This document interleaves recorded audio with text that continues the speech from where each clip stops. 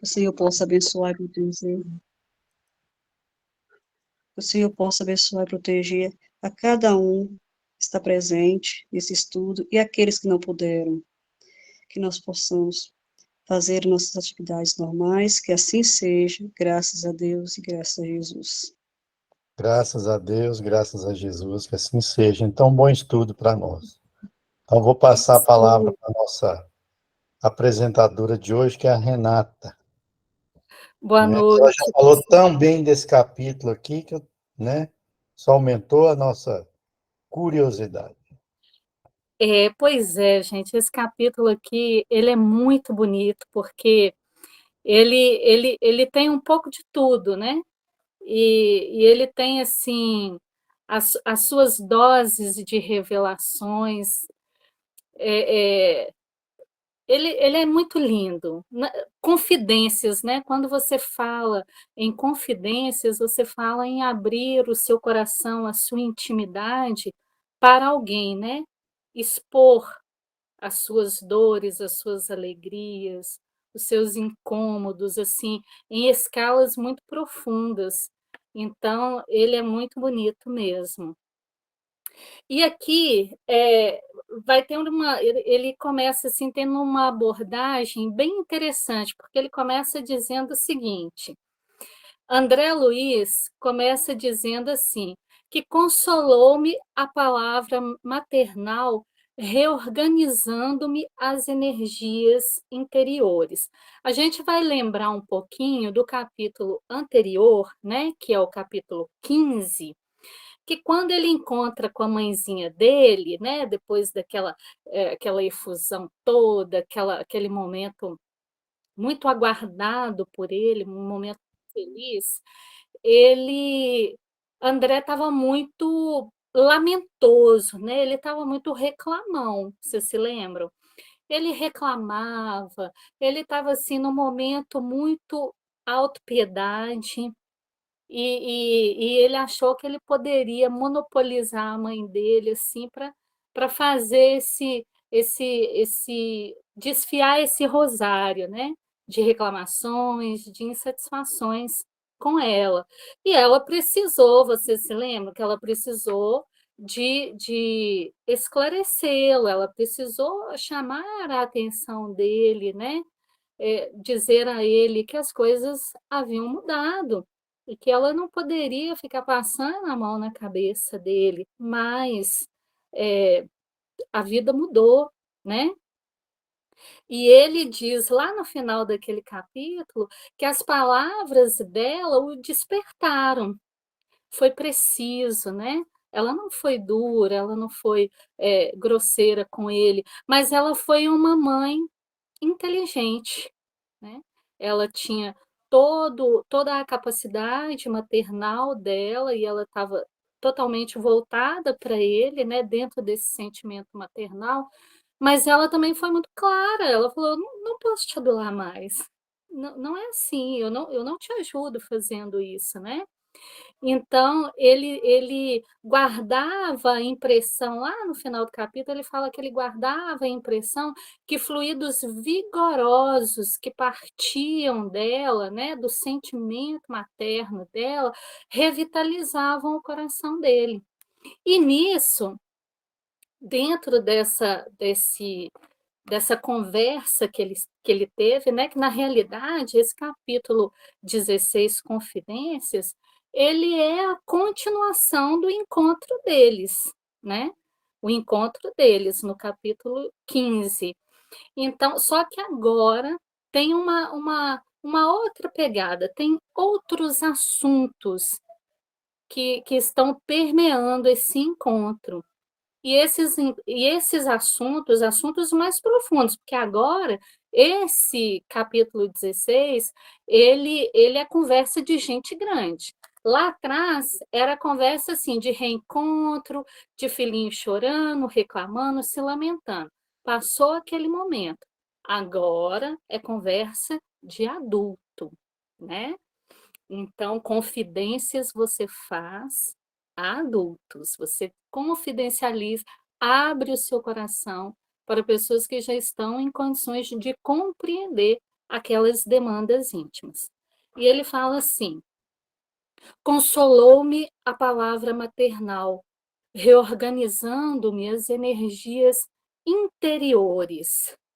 Ele, ele, ele, ele se arrumou, né? As energias que ela ofereceu para ele, o vigor que ela ofereceu para ele na conversa, reorganizou o armário interno dele, que estava todo bagunçado, ninguém sabia o que estava, ele não sabia o que estava onde, né? Procurando meia no cabide, etc. e tal, organizou aquele panorama. Então, ele diz assim: minha mãe comentava o serviço como se fora uma bênção às dores e dificuldades. A mãe dele está falando, ó, problemas, dificuldades, dores são necessárias, são importantes, benditas dificuldades. A gente que não sabe agradecer pelas dificuldades, porque partindo do princípio que se é dificuldade, não é bom, né? Não é gostoso, não tem um sabor agradável, não é palatável. Mas a gente cresce diante dessas dificuldades. A gente aprende, a gente é alertado, a gente abre os olhos de ver, diante das dificuldades que a gente enfrenta. Então, as dificuldades, elas são bênçãos, né? É, é, levando-as a crédito de alegrias e de lições sublimes. Alegrias e lições sublimes, né? Então, assim, dificuldades é trabalho, é oportunidade de trabalhar, de crescer. É trabalho como ocupação útil, né? Não é o trabalho rentável que a gente sai todos os dias de casa para buscar o pão de cada dia, não. É o trabalho íntimo, aquilo que você faz na sua intimidade, que oferece muitas vezes equilíbrio, recursos íntimos, espirituais para você, para as outras pessoas que estão ao seu redor, ao nosso redor, né? Inesperado e inexprimível contentamento banhava-me o espírito, né? Mudou a conversa, né? É, é, é, por quê? Uma coisa interessante que eu achei aqui é que nesse inesperado e inexprimível contentamento que banhava o espírito dele, ele teve uma lufada de novas energias, de uma nova disposição. E isso é importante a gente lembrar, porque é, existe um contentamento, uma alegria, uma felicidade, uma satisfação que ela independe dos outros. Que você não precisa que seu filho esteja bem para você estar bem, você não precisa que a sua vida ela esteja organizada para que você esteja bem. Existe essas satisfações que a gente tem, que a gente sempre vai estar bem quando as pessoas que a gente ama estão, né? E tem essa outra satisfação que ela é muito íntima, ela é pessoal, que ela independe, o mundo pode estar caindo e a pessoa consegue estar bem, esse equilíbrio íntimo, né? E ele é diferente por quê? Porque, olha só, é, dentro dessa questão, ele está falando para a gente assim, a saudade da família dele não acabou, as dificuldades dele íntimos, os problemas dele, André, não acabaram, mas ele estava com uma disposição diferente. Então, quando a gente lê isso aqui, né, é inesperado e inexprimível contentamento banhava-me o espírito. Dá o que a gente pensar, dá o que a gente refletir. Aqueles conceitos alimentavam-me de estranho modo. É, ele ouviu coisas que para ele foram muito gratificantes, né? A mãe dele deu uma chacoalhada nele, no capítulo anterior, se alguém não se lembra ou perdeu, depois dá uma olhadinha lá. Deu uma chacoalhadinha nele, que era necessário, né? Mas ela fez isso com amor, né? A palavra que é administrada com amor, com carinho, ela ergue o ser humano, ela ergue, né? Então, são coisas que a gente vai aprendendo a usar o nosso verbo, de forma a não humilhar, a não diminuir, a não menosprezar as pessoas, muito pelo contrário. Você pode, por querer amar alguém e querer o melhor para o outro e orientá-lo, não é passar a mão na cabeça dele, não é dizer a ele o que ele quer ouvir, é dizer a ele o que ele necessita, mas de forma que depois que você saia da presença dele, ele esteja inteiro, aquilo tenha preenchido ele, né? E é algo que depende da sutilidade de quem está utilizando o verbo, porque nós somos muito melindrosos, todos nós somos muito mimizentos. A gente se ofende muito fácil. E às vezes as palavras duras, claro que uma palavra dura, independente de você ser ou não mimizento, vai te machucar. Mas quando você aprende a usar a palavra, essa palavra, quando a pessoa se retira, ela te deixou inteiro. Então, é um aprendizado, né? É um aprendizado para a gente. Ele ouviu algo que foi necessário, né, para ele, dar uma sacudida nele, mas também deixou ele preenchido, deixou ele com algo positivo, muito positivo, que calou fundo na alma dele e de forma muito boa, porque o ergueu, o ergueu. E aqui e quando ele fala isso, ele não está falando do amor de mãe, porque o amor de mãe, o sentimento, mãe pode falar qualquer coisa, mas é porque o amor, quando ela sai, fica tudo redondinho. Não, não é isso. É outra coisa, né? Sentia-me outro, mais alegre, animado e feliz, que é a lição que fica para a gente. Esse livro é cheio de lições, né? Cheio de lições, que fica para a gente assim: o que eu posso oferecer de mim para o outro que não me iluda, porque não é da nossa intenção e a gente não pode contribuir para a queda, para a cegueira do outro. A gente não pode fazer isso.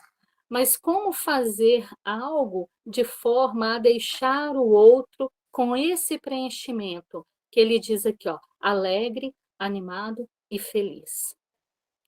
Ó minha mãe, exclamei comovido, deve ser maravilhosa a esfera da sua habitação. Que sublimes contemplações espirituais, que ventura! Ele está falando assim, né, mãe, me conta, deve ser lindo esse lugar que você mora, mãe, pelo amor de Deus, que lugar fantástico é esse? E aí ela sorri, né, e fala para ele, a esfera elevada, meu filho, requer sempre mais trabalho, maior abnegação.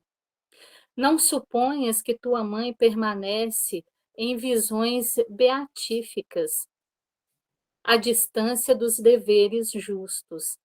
Devo fazer-te sentir, no entanto, que minhas palavras não representam qualquer nota de tristeza. O que ela está dizendo aqui? Olha, meu querido, meu amado, a esfera em que eu estou, ela é uma esfera mais elevada, mas essa esfera requer sempre muito trabalho e muita abnegação.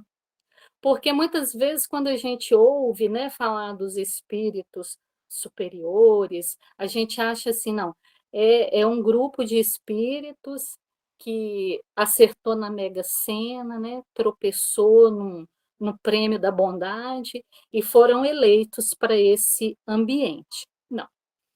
Isso aí, quando a gente chega na doutrina espírita, que a gente não tem conhecimento, esse pensamento pode até pairar, permear a mente da gente, mas à medida que a gente vai estudando, a gente vai descobrindo que não é assim.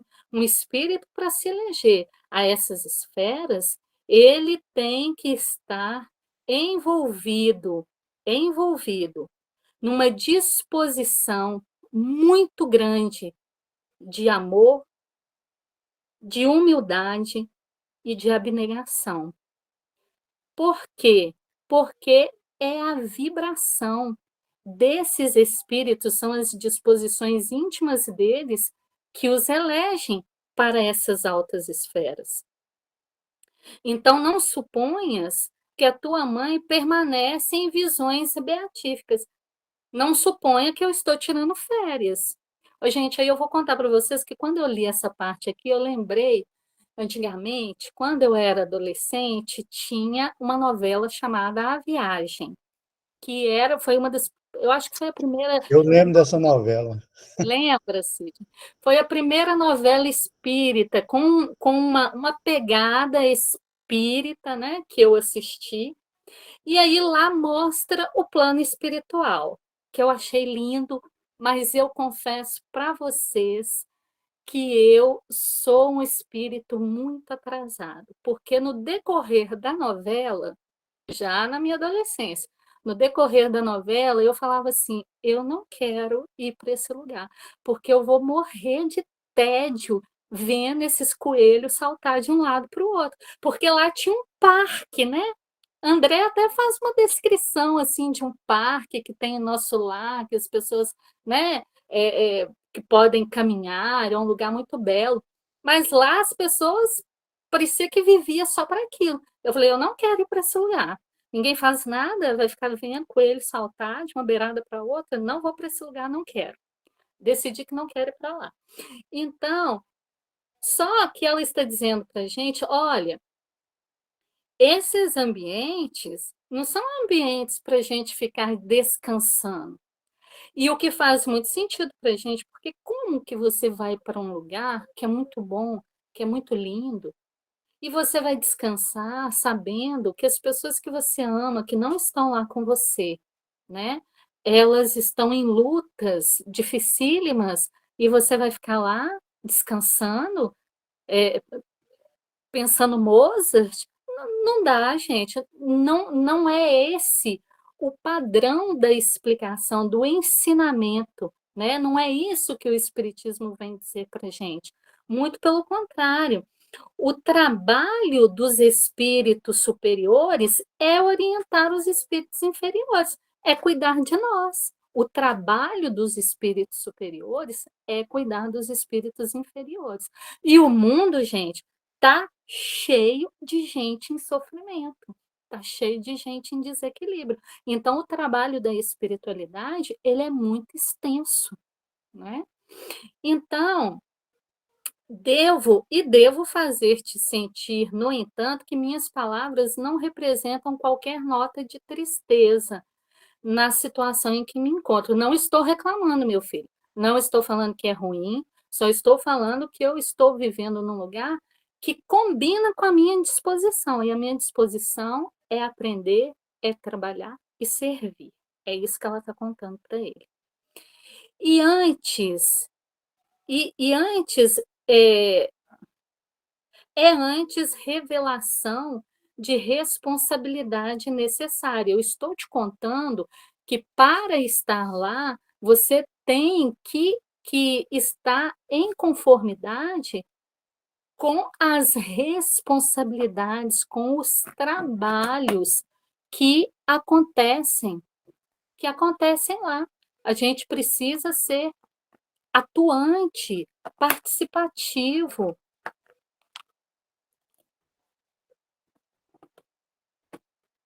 É, desde que voltei à Terra, desde que voltei da Terra, tenho trabalhado intensamente pela nossa renovação espiritual, pela nossa renovação, né?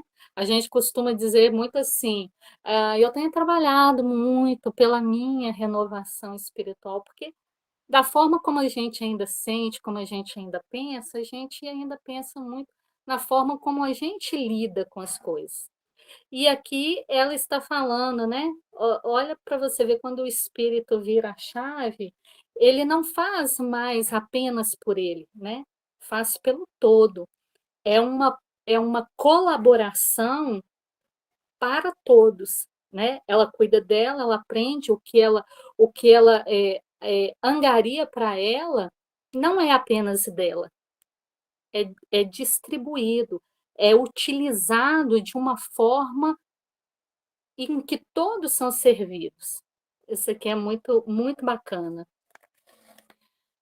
Se alguém quiser fazer algum comentário, tá, gente? Fique à vontade. Aí ela diz aqui, é, muitas entidades, muitas entidades desencarnando permanecem agarradas ao lar terrestre, a pretexto de muito amarem aos que demoram no mundo carnal. Então, olha só, a, a maioria, né, quase que uma totalidade dos espíritos desencarnados permanecem agarrados.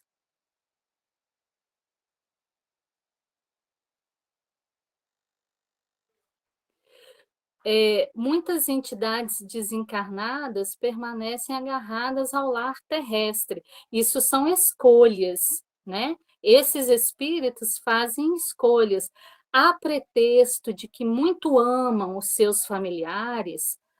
Eu amo a minha esposa, meu marido, meus filhos, meus cachorros, minha casa, meu carro, que eu lutei tanto para comprar. A pretexto disso tudo, eles permanecem jungidos àqueles ambientes, aquelas pessoas, desequilibrando-se, né? E desequilibrando a eles também, aos que estão e que não têm consciência que eles estão.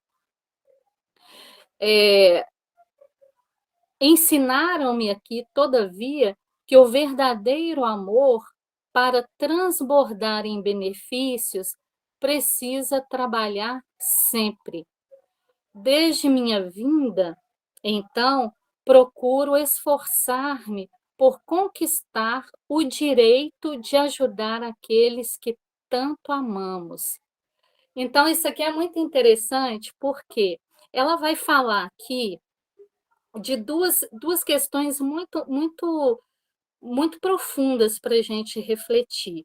Porque, primeiro, ela está falando assim que muitos desencarnados, a pretexto de amar, se mantém, né, aqui na Terra, no que foi suas casas, junto dos que foram, né, os seus afetos, de forma material, não que foram, por ter partido, não ter mais sentimentos por eles, não, não é isso, mas dentro das questões materiais.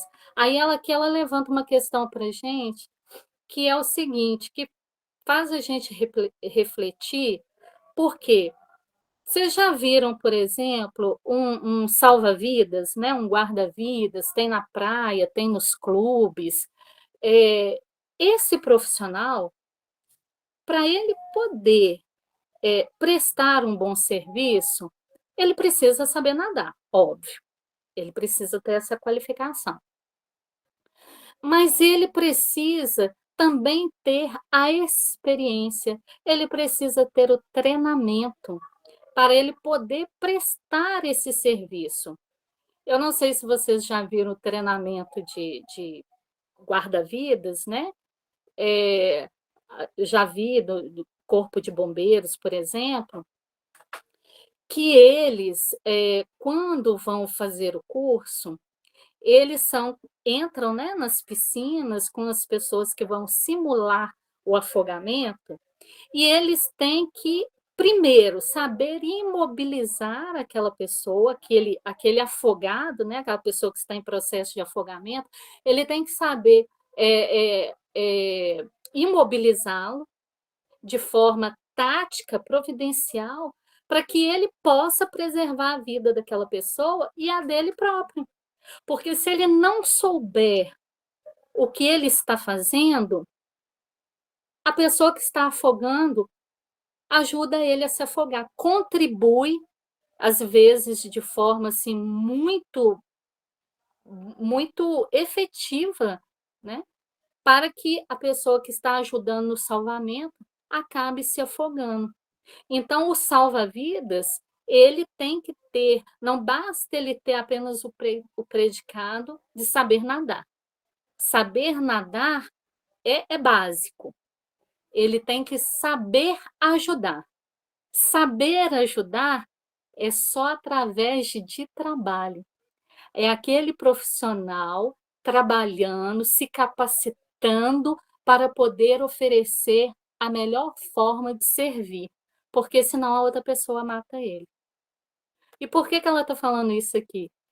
Porque ela fala, desde que de minha vinda para cá, procuro esforçar-me por conquistar o direito de ajudar aqueles que tanto amamos. Como que ela faz isso? Ajudando os outros também. E aí a gente vai lembrar que lá no capítulo 13, se não me falha a memória, não é? Onde o André, deixa eu ver que eu marquei aqui, que o André vai ter lá no gabinete do ministro Clarencio, lembra? E que lá ele tem o ministro tem essa conversinha com a irmãzinha que estava lá e o André ficava escutando. Olha, você se lembra? Para poder ajudar, você recebeu oportunidades de trabalhar, de desenvolver as suas capacidades para quando chegasse o momento de ajudar os seus filhos, você ter ambiente íntimo, ter equilíbrio, ter capacidade de servi-los. É disso que ela está falando aqui. Então, a mãe do André Luiz, ela se coloca, né, de forma disponível, ela se dispõe a servir para conquistar o direito de ajudar os outros. Como que ela consegue isso? Estando aberta aos trabalhos, estando aberta a tudo que é oferecido para ela dentro das capacidades dela, que estão qualificando ela para os serviços futuros. E aí chega o grande momento, né, que é o momento desse livro aqui, que começa a confidência. Essa parte aqui é aquela parte que a gente fala assim, em família, quando alguém chama a gente em particular para contar alguma coisa que está acontecendo na família, né? Ainda mais quando a família é muito grande, é cheia de encrencas a resolver, alguém chega, te chama, fecha a porta do quarto e fala: senta, que lá vem história. É aqui, que é a parte das confidências. As confidências estão começando agora, né? Porque André vai perguntar: e meu pai? Onde está? Porque não veio com a senhora? Porque ele não sabe, né? Ele, na cabeça dele, de filho, o pai dele está bem. Aí a mãe, né, estampa uma expressão no rosto, assim, de, bom, vou falar, né? E responde: ah, teu pai.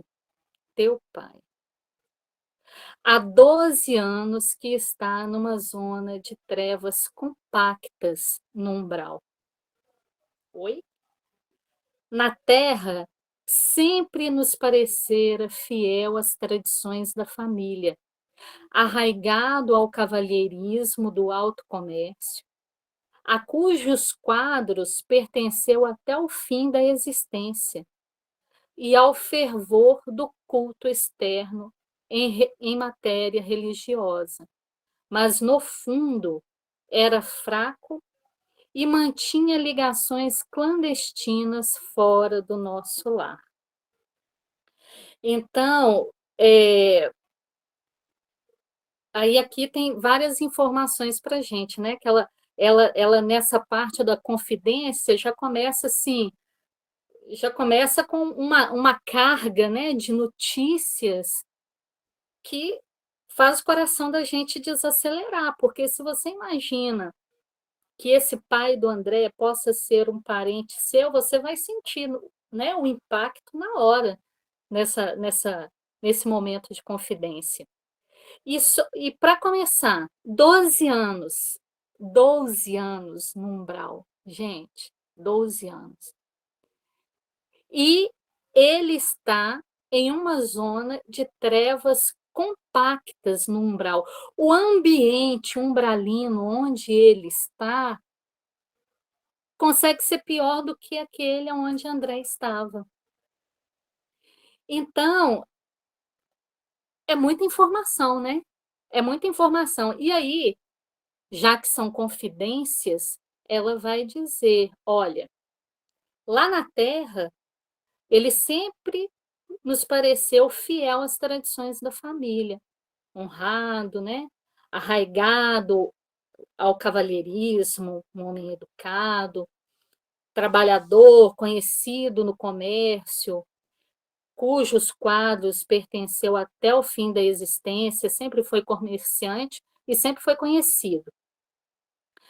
É, era, era a favor do culto externo em matéria religiosa, quer dizer, ia à igreja, se comungava, tinha aquele momento, mas eram momentos externos, né? Aquilo não permeava a sua intimidade. Isso tudo para o André era muita novidade, né? Era muita novidade. Mas, no fundo, era fraco e mantinha ligações clandestinas fora do nosso lar. Ele. Só um minuto.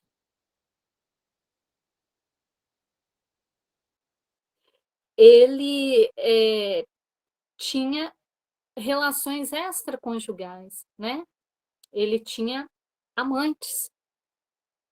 Ele tinha uma máscara que ele apresentava para a família, para a sociedade, mas ele também tinha uma outra vida, né? Uma vida de muito desequilíbrio e que trouxe um grande prejuízo para ele nesse despertar para a vida nova, que é o que acontece com todos nós quando a gente volta para o plano espiritual.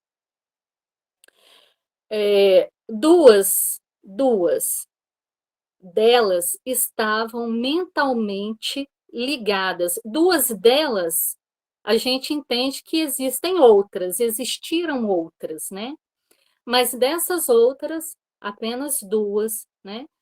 Se mantinham mentalmente ligadas à vasta rede de entidades maléficas.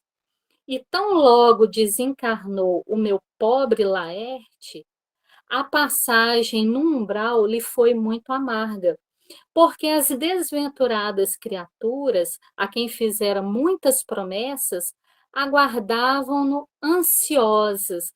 Ô, gente, isso aqui é muito interessante, porque quando a gente é adolescente, quando a gente é jovem, né? E a gente está lá envolvido com aqueles sentimentos, né? As primeiras paixões, o primeiro amor, os primeiros namoricos, e até uma parte da vida adulta, né? Onde a gente ainda é muito inconsequente, a gente tende a brincar muito com os sentimentos alheios, né? Claro que não são todos. Estou falando para quem faz ou fez parte disso. Brincar com os sentimentos alheios, né? Fazer juras que não serão cumpridas apenas para não render nada, uma conversa, uma explicação com as pessoas, às vezes por falta de maturidade. Mas a falta de maturidade, ela falta em tão largas escalas que a pessoa brinca com os sentimentos alheios, faz promessas que não serão cumpridas, oferece coisas que não chegarão.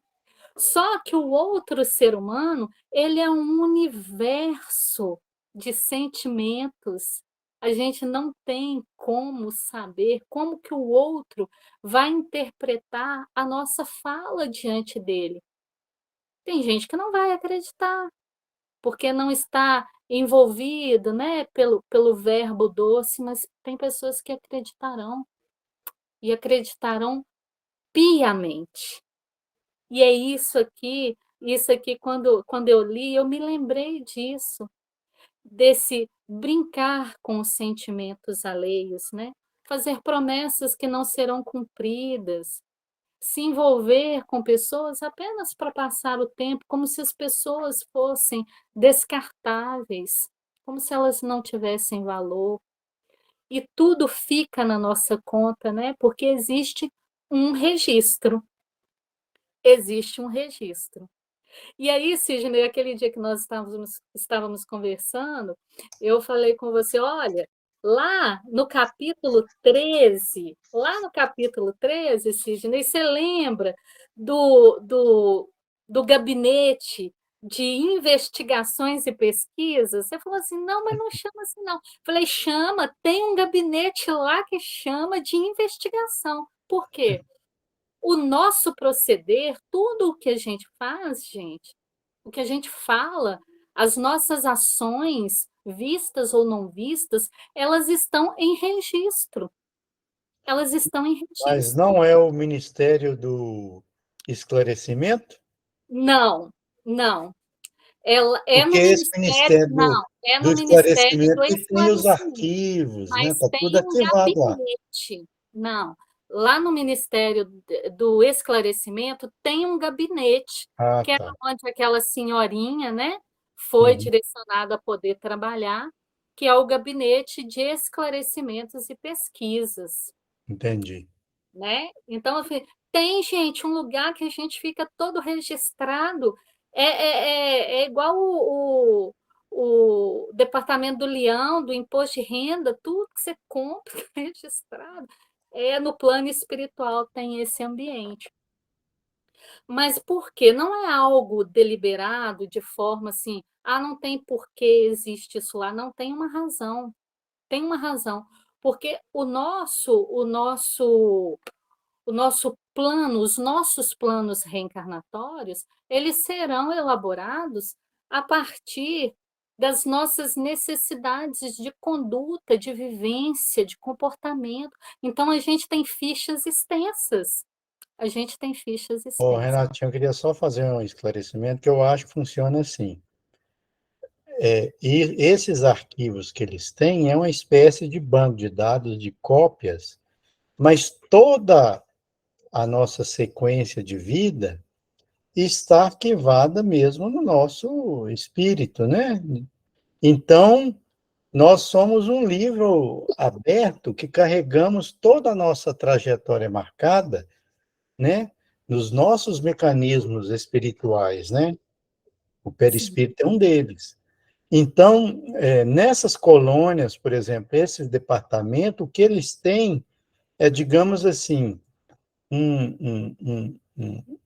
o arquivamento disso para que seja mais fácil lidar, por exemplo, com as demandas daquela pessoa. Podemos citar o exemplo, por exemplo, da senhorinha que foi lá pedir para ajudar os filhos, e o ministro Clarencio tinha toda a ficha dela. Mas quer dizer que se, por exemplo, se esse arquivo sumir, perde tudo? Não. Porque isso é indelével, isso é, como diria o Magri, inapagável. Isso está conosco por todo sempre. Assim sim, como somos imortais, né? E temos uma trajetória permanente, esses arquivos, né, nos acompanham onde quer que formos. Então, essa parte é, digamos assim, uma conveniência administrativa, né, que as colônias têm para facilitar a administração, porque tanto para ajudar quanto para conceder os benefícios, é necessário saber a trajetória da pessoa, qual que é sim, as fraquezas dela, os méritos, né? E exatamente. isso faz parte da lei divina. Exatamente. E Né? você se lembra que no livro Memórias de um Suicida, lá no capítulo que fala sobre que fala sobre o atendimento, né, a supervisão dos irmãos que estão no vale, todos os irmãos que estão no vale dos suicidas, eles já estão monitorados, eles têm a ficha de todos os espíritos, né, que estão lá. E aí a gente tem que imaginar lembrar, né, que a gente não está falando de 200, 300 pessoas, que a gente não está falando de 1.000 pessoas, são milhares, né, milhões. E isso também me fez lembrar que eu estava assistindo uma palestra com o Haroldo, e o Haroldo Dutra, ele conta que um senhor, uma pessoa que foi amiga, contemporânea de Chico, né? E que certa vez, eh, recentemente, segundo ele, né, algum tempo atrás, essa pessoa contou para o Haroldo que tinha acontecido uma coisa assim muito fantástica entre ele e o Chico, que na época, tanto ele quanto o Chico participavam do grupo Espírita da Prece, né? Na outra cidade que o Chico foi morar, depois que saiu daqui de Pedro Leopoldo.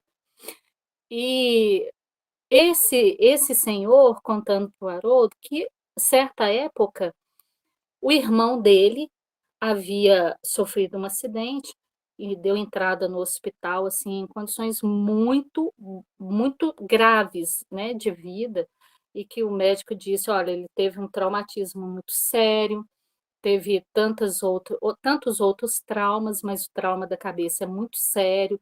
Se ele sobreviver, ele vai ficar um vegetal, não vai andar, não vai falar, né? Não vai nada, vai virar um vegetal.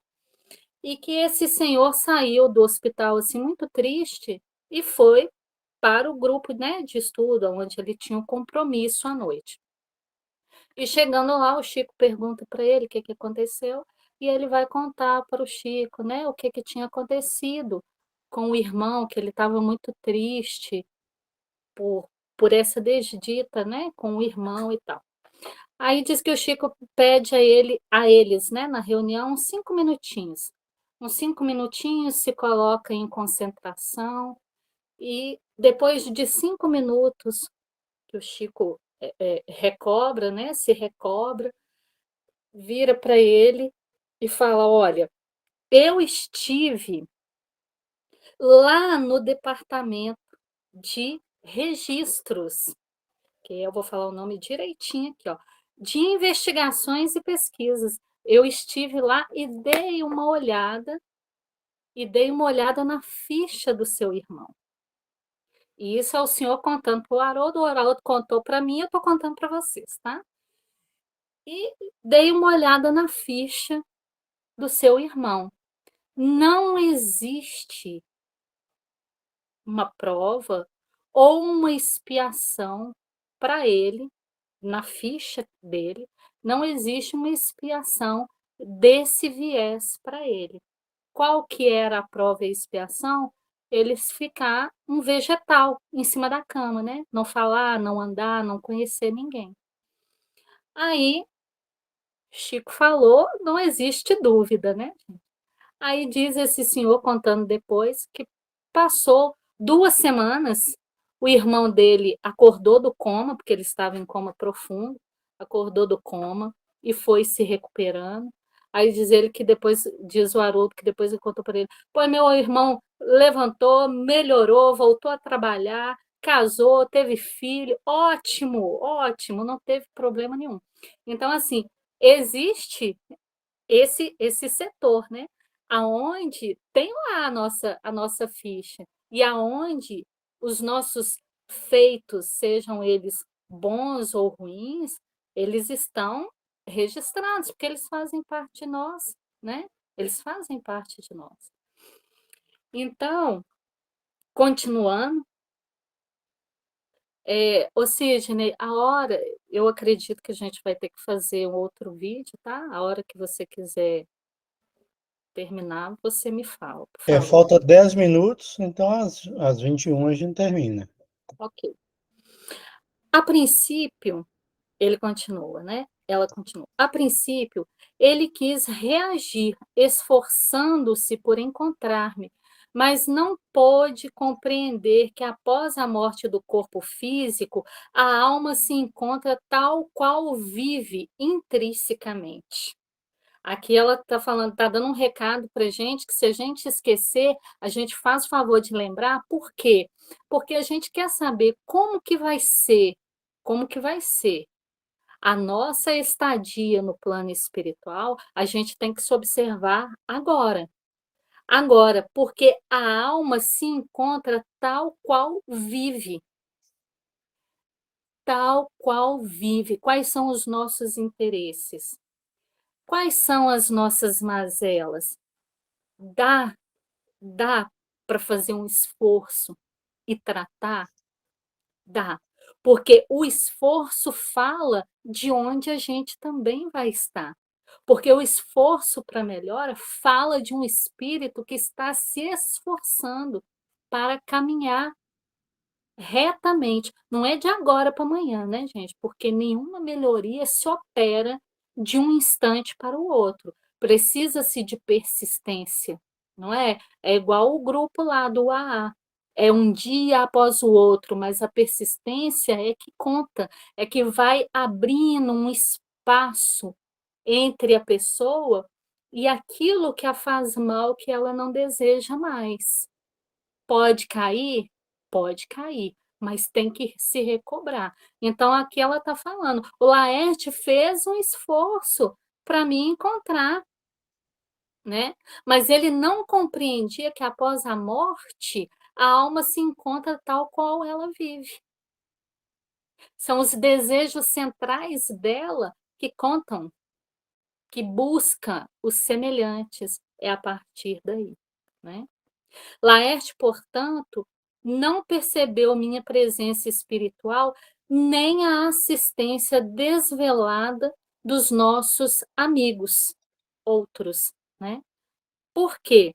Porque os amigos espirituais, gente, eles sempre nos dão assistência, sempre. Não tem essa ou aquela pessoa que não tem a assistência espiritual. Todos nós temos, todos nós recebemos assistência espiritual, todos. Mas perceber a assistência espiritual é outra coisa. Perceber a assistência diante de uma situação de difícil trato, diante de uma situação assim que machuca o coração da gente, que dói, que de situações desafiadoras, seja elas quais forem, a gente tem assistência. Mas perceber a assistência que a gente recebe, a gente tem que estar com os olhos, a nossa atenção espiritual. Porque não é só o que eu vejo no meu entorno de materialidade, não. Eu tenho que perceber. É aquela intuição, é aquilo que são aqueles movimentos da vida que eu percebo em torno de mim, que eu falo, gente, está acontecendo coisas. Então, assim, ele recebia essa assistência, todos recebiam, o André recebeu, né? Todos recebem, mas perceber a assistência e abrir-se para a assistência é outra coisa. Abrir-se para a assistência é fazer o quê? É fazer com que a espiritualidade entregue mais do que a gente precisa? Não. Abrir-se para a assistência é perceber o que a espiritualidade está fazendo por nós e em torno de nós e usarmos isso de forma continuada, de forma esclarecida, né? Para que a gente possa se movimentar, para que a gente enxergue. Olha, Deus está comigo. A tomada de Deus, ela é 24 horas. O meu plug é que tem que conectar na tomada de Deus, porque ele está, né? Quem tem que fazer o movimento sou eu. Essa busca, ela é minha. Essa concretização é minha. Então, ele continua aqui, ela continua, né? Tendo gasto muitos anos a fingir, viciar a visão espiritual. É uma outra coisa. Quando a gente gosta muito de mentir, quando a gente gosta muito de se enganar,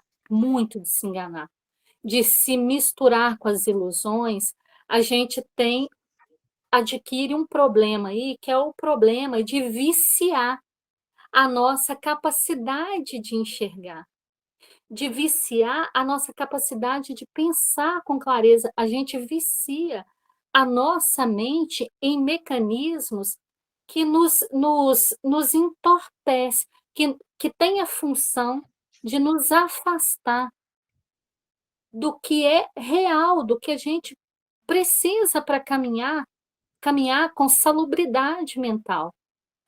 Então, mentir para si mesmo, fantasiar demasiadamente, tanto que pessoas que têm, né, problemas, doenças mentais, eu não sei nem como falar sobre isso, vou falar do meu jeito, que tem essa facilidade para se desassociar da realidade. Muitas, eu não posso dizer que isso vem de uma prática dessas, não, não é isso que eu estou falando. Mas a gente tende a fazer isso, a gente tende a se desassociar da realidade, porque a gente muitas vezes não quer enfrentar as coisas, as realidades da nossa vida, e isso tem um alto preço para nós. Pois não, Sidney? Renatinha, vamos encerrar por hoje, então. Aí você marca mais ou menos onde que você parou, né? Aí eu vou fazer a gravação do vídeo, colocar lá capítulo 16, parte 1, tá certo? E na semana que vem a gente dá sequência, tá? E aí a Elaine, no dia, no dia 10, em vez dela apresentar o capítulo 18, ela apresentará o capítulo 17. Porque como você vai concluir esse capítulo na próxima semana, que vai ser dia 4, se eu não me engano, dia 5, deixa eu ver aqui na agenda. Na semana que vem, é, É dia 3, não? ou seja, dia 3. E aí a outra quadra, dia 10. Então, dia 3 você conclui, não é verdade? E, e aí no dia 10 a Elaine introduz o capítulo 17. A gente faz essa modificação, tá bom? Então, faz a oração para a gente aí, por favor, para encerrar com chave de ouro. A gente está sempre premiando os apresentadores. Obrigada. Quero agradecer a Jesus, a espiritualidade, né? O nosso apoio espiritual, que é muito grande, com certeza, porque é um momento que a gente se entrega de todo o coração para poder participar desse estudo, para poder refletir sobre esse livro e todas as outras obras que já nos foram entregues.